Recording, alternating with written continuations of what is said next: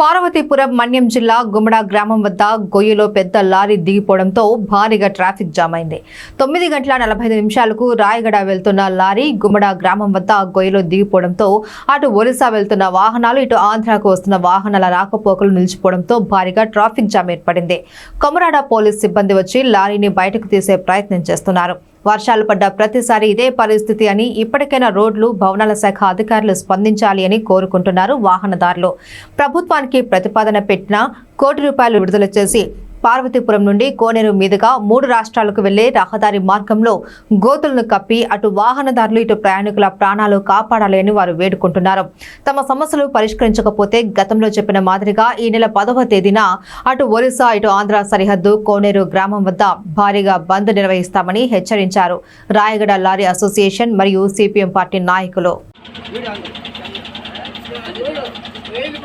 పార్వతీపురం మన్యం జిల్లా కొమరాడ మండలం ఏదంటే గుమ్మడి గ్రామం వద్ద ఈ రహదారి 2.5 సంవత్సరాలుగా నరక యాతన అనుభవిస్తానండి. డ్రైవర్లు ఓనర్లు అందరూ కూడా ప్రతి రోజు నుండి ఈ రోజు ఏదంటే లారీ చూడండి కరెక్ట్గా దిగిపోయింది. ఇక్కడ ఇది పెద్ద అడవి కాదు, అరకు రూట్ కాదు, పెద్ద ఏజెన్సీ కాదండి, హైవే అండి. 3 రాష్ట్రాలకి రహదారి చూడండి. ఇక్కడ మొత్తం లారీ దిగిపోవడం వల్ల ఇక్కడ ఉండిపోయింది. ట్రాఫిక్ కూడా గంట అయిపోతుంది, జామ్ అయిపోయింది. మరి లారీ ఎలా తీయాలో తెలియదు. ఒకవేళ లారీ తీయాలనుకుంటే 10,000 20,000 రూపాయలు ఖర్చు పెట్టాలండి. ఈ వాటర్ మరి ఎలా బతుకుతారని చెప్తాను. ఇంత జరుగుతుంటే ఇక్కడ బేకెన్స్పేటలో డబ్బులు రాసేస్తుంటారు, పోలీసులు రాసేస్తుంటారు. అలాగే వీళ్ళు ఆర్ఎంపీ అధికారులు అసలు పూర్తిగా ఎక్కడ ఉందో తెలియదు, రారు, ఇది చంపేస్తున్నారు ఈ విధంగా. అందుకనే ఈ రోజు అయితే ఆర్ఎంపీ రాజు ₹1 కోటి మేమందరం పెట్టాం ప్రభుత్వానికి అంటారు. గత ప్రభుత్వం ₹1,50,00,000 పెడితే ఆలు మరి చేయలేదు. మరి ఈ ప్రభుత్వం 3 నెలలు అవుతుంది, డీల్ చేయరు, చంపేస్తాడు వాహనదారులు అందరినీ. అలాంటప్పుడు రోడ్డు ట్యాక్స్ కానీ లైసెన్స్ కానీ ఇన్సూరెన్స్ ఎందుకు అడుగుతాడని చెప్పి తెలియజేస్తాను. ఎలాగైనా చంపేస్తానని చెప్తాను. ఇప్పుడు కానీ చిలజన రహదారి కాదండి, 3 రాష్ట్రాలకి రహదారి.